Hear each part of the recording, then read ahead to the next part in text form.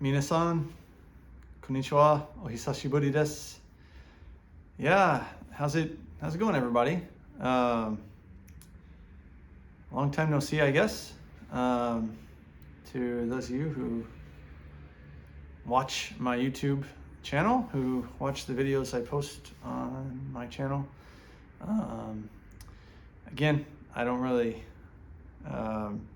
do these videos so much so that a bunch of people will watch them, but I do them so really as a way so I can like look back at some of the things I've done and just kind of remember them, and also for those who are interested in just some of the things that I'm doing and want to know about it. It's a good place to check those things out. But yeah, I think it's been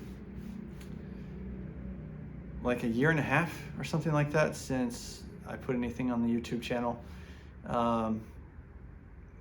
And I think that video was just me saying like, oh, I'm moving to Japan. And but now it's been just a little over a year since I actually moved to Japan. And I just thought it'd be good. I thought it'd be fun to do a little video about, just kind of the year in retrospect, and just kind of take a look at, some of the things that I've observed from being here for a year, and just my perspective on life here in Japan after having been here a year. And I think it'll be fun in the future probably to look back and to see, how my perspective may have changed, let's say like 10 years down the road or longer, and to just see, like how, maybe my thoughts will change in 10 years about some of these things. But, excuse me. Yeah, so this will be just a video. I'm not sure how long it'll be about. Just a video about some of the things I've observed. So jumping right on in. The first thing I thought it'd be kind of fun to look at would be how life has changed for me over this past year. And a lot of things have changed, right? It just goes without saying, you move to another country, a lot of things are going to change. And honestly, one of the big ones that happened is one I wasn't really expecting, and that is I lost weight. Like the first 2 months that I was here, I lost at least like 10 pounds, something like that. And I was just always hungry. And I think the biggest reason for that was just the diet change was so drastic, and the lifestyle change was so different as well. Back in the States, like every meal is like a big, heavy, like calorie packed, like high fat, like a lot of meat, kind of food that you're always eating. And here, like most of the meals are really light on the meat, not so heavy on the meat, especially whenever I first got here. And I wasn't as settled, and I was just, I would just eat things that were convenient, things that are quick and easy to get to. And here, most of that, it means that it's just something with a lot of rice, and the protein is usually there's not that much protein. So it'd be like, if I wanted a quick breakfast, I would be eating like an onigiri, or for lunchtime, I'd be having like maybe some soba with a little bit of fish or something. And then even like the chicken, right? Whenever you see it here, most of the time the chicken that they eat here is dark meat. Or back in the States, when I was eating chicken, I was always eating white meat, like high protein stuff. And just here, it's different. And I guess my body was just not used to that kind of intake. And so I wasn't having as many calories, and the kinds of calories and the content of the food that I was eating was very different. And then on top, and so maybe it wouldn't have had as big of an impact, I guess, if I hadn't started walking so much. And because back in the States, right, like if I want to get somewhere, how was I doing it? Especially in Houston, where I'm from. I just drive in the car, right? Whereas here, like walking, that is your primary method of getting around. At least it is for me anyway. And most people who live here, walking is the primary means by getting around. Walking to and from train stations, of course, or bus stations, whatever the major transit system that you're using is. And yeah, that kind of leads into the other like big thing that changed with life here, and that is just walking.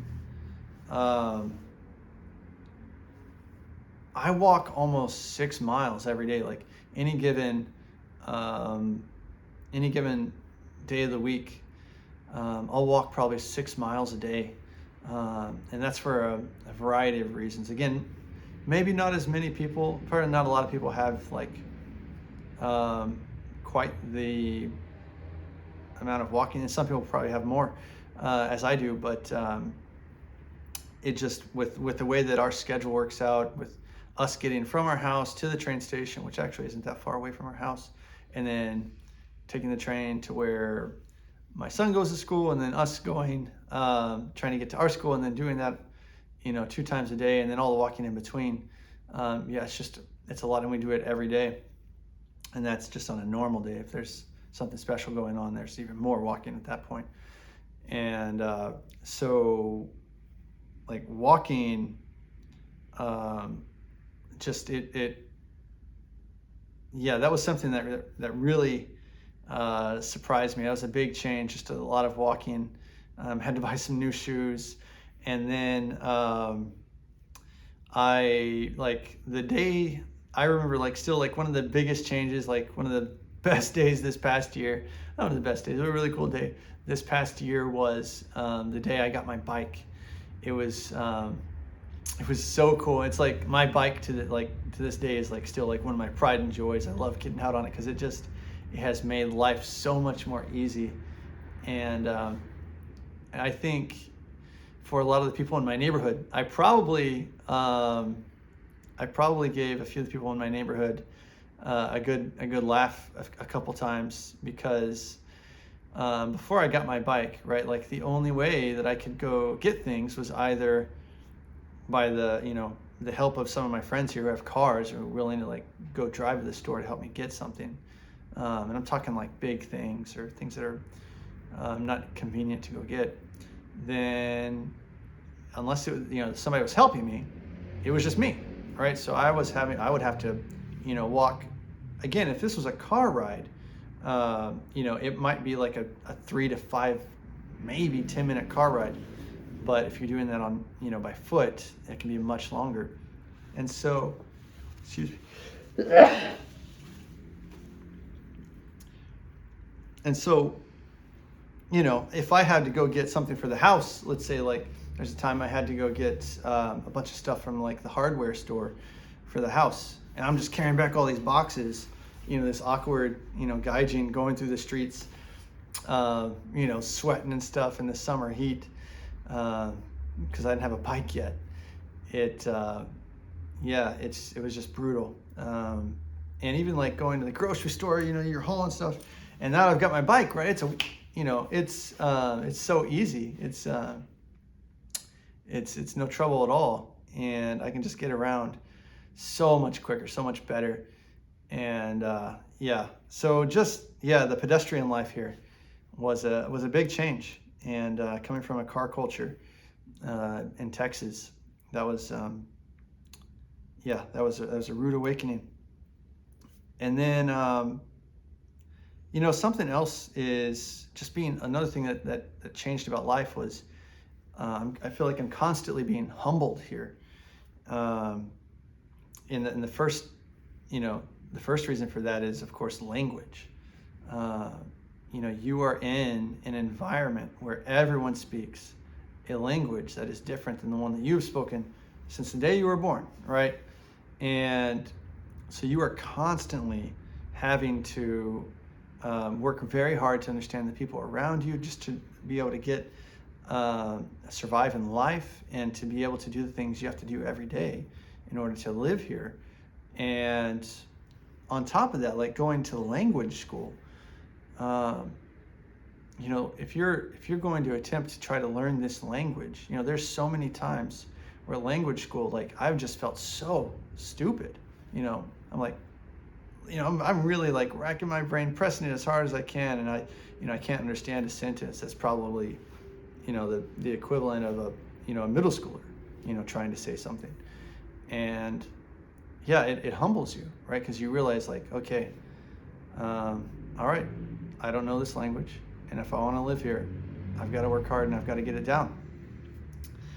And then life.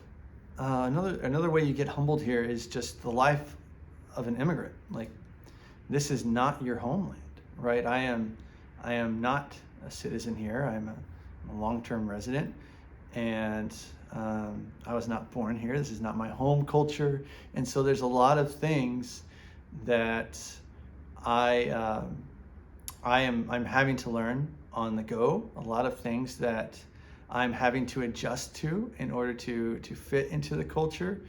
And there's just so many ways where I am dependent on the goodwill and the help of others around me, because I'm still getting used to the culture here. I'm still learning the language. There's a lot of norms that I don't know. And were it not for the help of like really nice, friendly, helpful people, in the community, at the market or at the local ward office, right, I'd be in a lot of trouble. And it's really changed the way that I've thought about, immigrants back in the States, and about,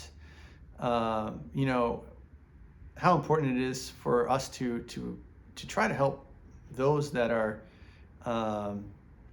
committed to trying to assimilate into the culture, and those that are trying to come and to make a better life for themselves back in the States. Because without help, right, it's very, very hard, and a little bit can go a long way. And I've seen that here.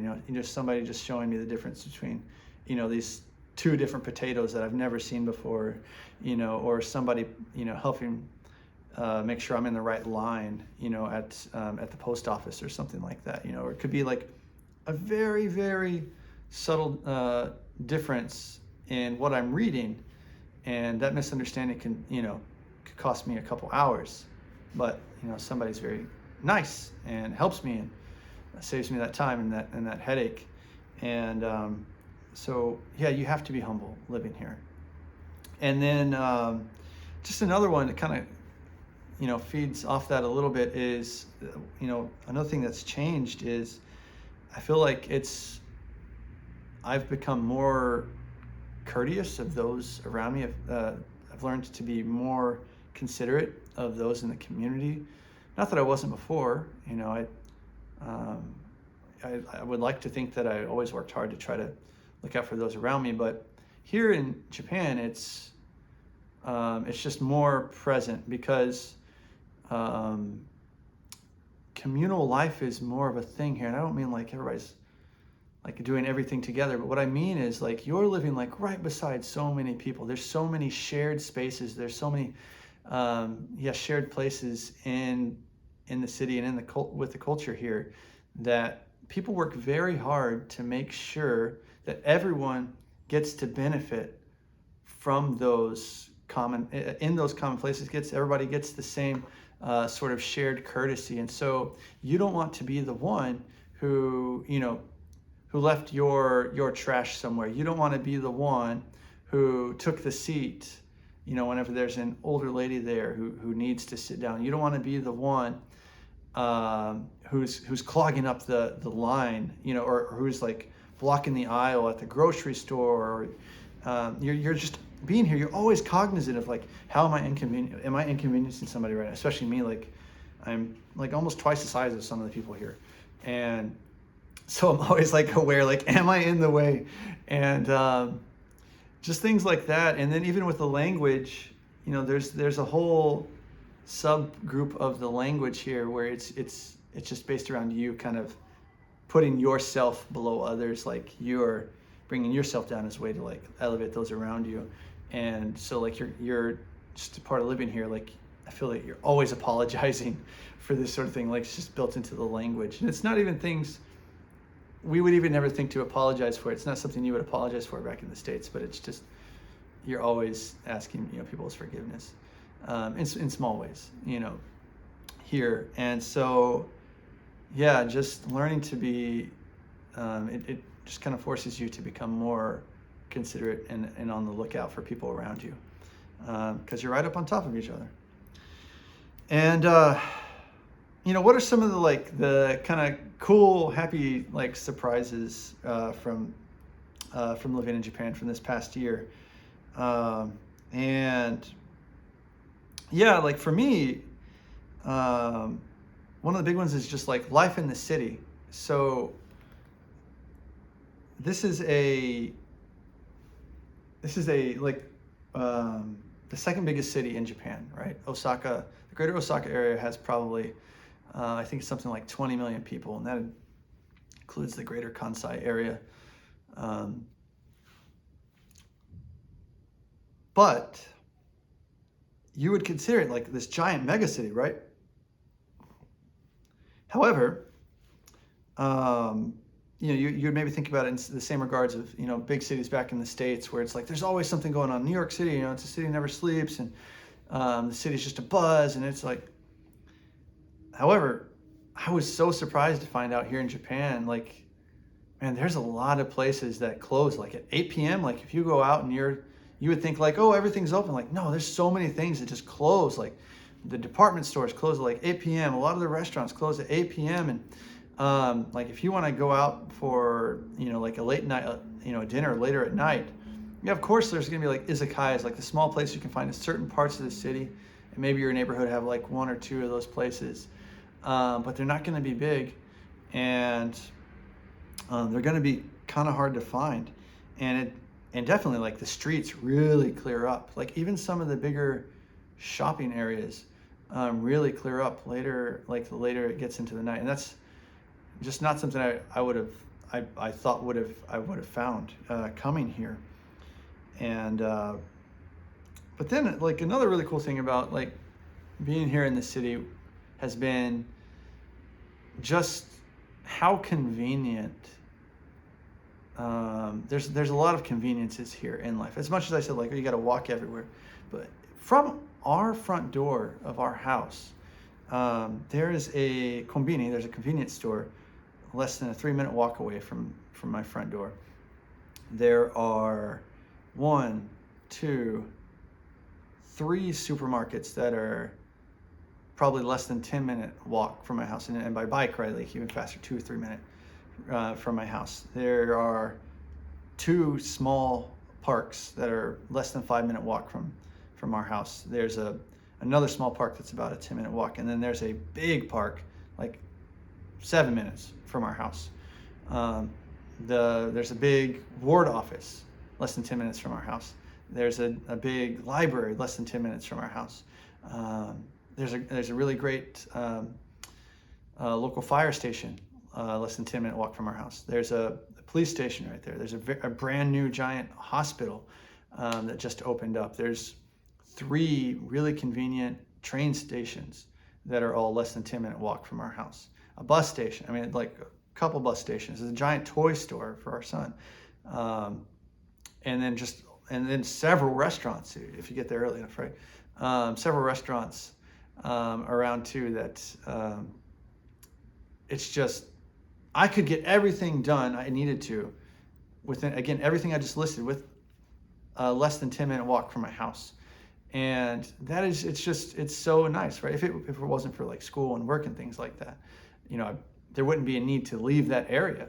And it's really conducive for family life. It's really nice for those that are like, if you're trying to to stay connected here in your local area, and it's really nice. And we've really come to enjoy it. We've got to meet a lot of other families at local parks, and it's really helped us with just getting more and more connected and laying down some roots here. And yeah, it's really cool. And that's not something that's isolated just to our area. Any part of the city, you'll find similar things like that as well. They won't all necessarily, not everybody's house is going to have, all of those things so close to it, but you can have most of them. In any part of in any part of the city. It's just the way that they've designed their cities here. Another thing that really surprised me here is in regards to food. And one of the really cool things that they do here is, they pride themselves on having 4 seasons. And with each of those seasons, they really highlight the seasonal produce and foods and fruits and vegetables. And you'll see, it's come Christmas time and a little bit after Christmas time, you'll see a lot of special chocolate and strawberry, it's like strawberry season. You'll see that really starting to get pumped up. And there's eel season, there's certain fish season, and you'll see this kind of play out in regards to other products as well. So there's a few there's several independent soda companies here, and of course Japan is really famous for their Judo Hanbaiki, their vending machines, that are all over the place. Japan's really, really famous for that. And there's one of the soda companies that I really enjoy, and they make beer too, but it's Asahi. And this is one that it's a fall limited edition, and it's called For Frutsu Sparkling. So yeah, Frutsu Sparkling, and it's just it's a really nice flavor. And again,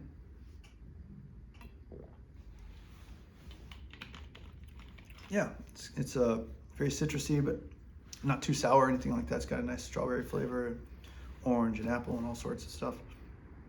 But and it probably won't be around that much longer. I'm sure it'll it'll be replaced by something during Christmas time. There'll be something that comes out. Actually, last year, I remember it was so cool. That same company around Christmas time. No, it was a different one. It was, is it the same company? Yeah, it was the same company. They made the best ginger ale I've ever had. It's a little bit spicy almost. And I'm really hoping, whenever, maybe next month, it'll come out again. We'll see. It was just nice. I guess it kind of reminded me of Christmas a little bit. Had kind of that,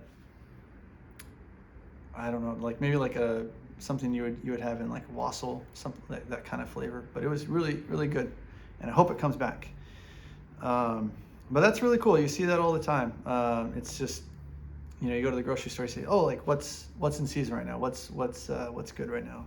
And whereas back in the States, it's you can get everything all the time. You can get a giant watermelon in the middle of December. It doesn't make any sense. But that whatever you're getting here, that time of year, it's going to be really, really good, really flavorful. And then, another thing that really surprised me about food here was, before I came, I thought I don't know, maybe I thought I'd always be eating sushi, or, I'd want ramen all the time. And I do eat all that stuff. I do like sushi, I like ramen, but I'm not eating it as much, I'm here in Osaka. Okonomiyaki is the big food here, but really, I'm not eating that all the time. You couldn't eat all that stuff all the time anyway.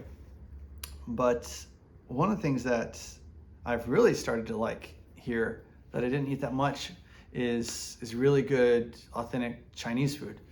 And not like American Chinese food, with really sweet sauces and all that, but legit Szechuan style Chinese food. It's usually pretty spicy. And recently, one of my favorites has been, I don't even know what it's called, but it's this giant bowl that they'll serve you, and it's got this really this really great kind of spicy, kind of sour broth that's in it with with boiled fish and cabbage and the numbing peppers, and man, it's so good. I know maybe it sounds weird, but especially if you never had that kind of food, but yeah, I highly recommend you try it if you can find it. I know in Houston there was a few of those types of restaurants on the southwest side, but I just, it wasn't really something I was ever exposed to that much before coming to Japan. And man, I gotta say, it's really grown on me. There's just so much of it here. You have such easy access to good Chinese food here, and yeah, that was really surprising. I guess I kind of knew that would be here, but I didn't know I'd like it so much, and I really have taken a liking to it. And then the other is, like living here in Osaka, you're here in the big city, and you think, you're gonna feel so claustrophobic. You're gonna feel like you're just in a sea of buildings, and sometimes it does feel like that. And if you ever look at Osaka from satellite view or something like that, it looks like a sea of buildings. Or if you have seen pictures of it online, but honestly, it's not that hard to get out into the green spaces. It doesn't take that long. It's not that hard to find. Even like there's really nice parks in the city too that kind of sometimes make you feel like you're not in it as well. But like one of my favorite things recently has been to go to the mountains out to the north, and it's perfect. There's you just take like a 35-40 minute train ride to the base of the mountains. You hike up, hike down, and the trail goes right to another train station. You just take the train back into town. It's just beautiful, and to get out there into the fresh air. And there's another place that's just about an hour by train to the southwest, and it's in this valley, and there's this beautiful river to get out there, and there's nobody there, and there's trails you can follow to go to these tunnels and stuff like that in the mountains. And it's it's really nice, especially like for me. I love Texas, but Houston, there wasn't really much. There's no mountains. It's pretty flat there, and if I wanted to see mountains, being in that part of the country, I'd have to go like 10 hours, out to West Texas, and it's just not convenient. But here, it's just so nice to be able to, hop on the train. I could read a book or listen to some music or something, and then 40 minutes later, I'm hiking a mountain, and so that's pretty nice. And not something I was really was thinking it would be so convenient, but it really is. It's really nice, and just a nice part about life here. I feel like one of the common themes about life here is there does seem to be a good balance of that you can find in life. Like if you are feeling claustrophobic in the city, there's places you can get out to, even if it is just to whatever the biggest park is in your little neighborhood. On my bike, I'm 10 minutes, probably 15 minutes from a really, really big park if I don't want to take all the time to go out to the mountains or anything. And it's just been nice. But yeah, those are just some of the things. It's been a good year. It really has been. Of course, there's been some hard moments. There's been harder days about living here. Like I said before, the language. It's a beast. It's one of the hardest languages for people from an English speaking background to try to learn. But if you're willing to put in the work, you can learn it. It did take me though about a year to get to where, again, I'm a full-time student, and it took me a year of being in language school every day to where I felt like I had the language to actually be able to communicate well and understand the people around me. And again, I said communicate well, to where I actually feel functional in culture. That's about as much as I can say. I'm functional now. I can actually get around. I can communicate some of my ideas to people, and I can understand. But it took a year. And so if you have the goal of trying to learn this language, like it's going to be really rough at the beginning. You're going to feel really dumb. Like I said before, it's really humbling. But if you can push through and make it to the year, like, it really does get better. It really does get better. And I'm excited to see where, how much better I can get at it. And I'm excited to see, where things go from here. And yeah, I really have enjoyed life here. Of course, I miss family. I miss Tex-Mex. I miss Mexican food. Yeah, and barbecue. But yeah, it's been really good for our family. It's been really good for our son. It's been cool to be able to see the way that he's grown here. Just the ways that we've been able to see him connect and really find this to be his home. And it's been good for us too, just to really start making some connections lately. And yeah, it's our home now, and yeah, we love it. And so yeah, that's about it, I think. I don't know when the next video will be, but I just want to come in here and just share a little bit about how it's been, just some of my thoughts. And for those, if there's anybody that was like, was considering coming to Japan or want to know what life would be like in Japan, I would say go for it. It's not for everybody, of course. It is hard. It's very hard. Like, you're gonna have to put in a lot of work. But if you're willing to, and if you're willing to put aside your pride, you can have a good life here. And yeah, so I hope you enjoyed it. I hope it was helpful, and yeah, maybe just cool for you to hear about what's going on here. But yeah, I hope you guys are doing well wherever you're at. And again, I don't know when the next one will be, but until then, I'll see you then.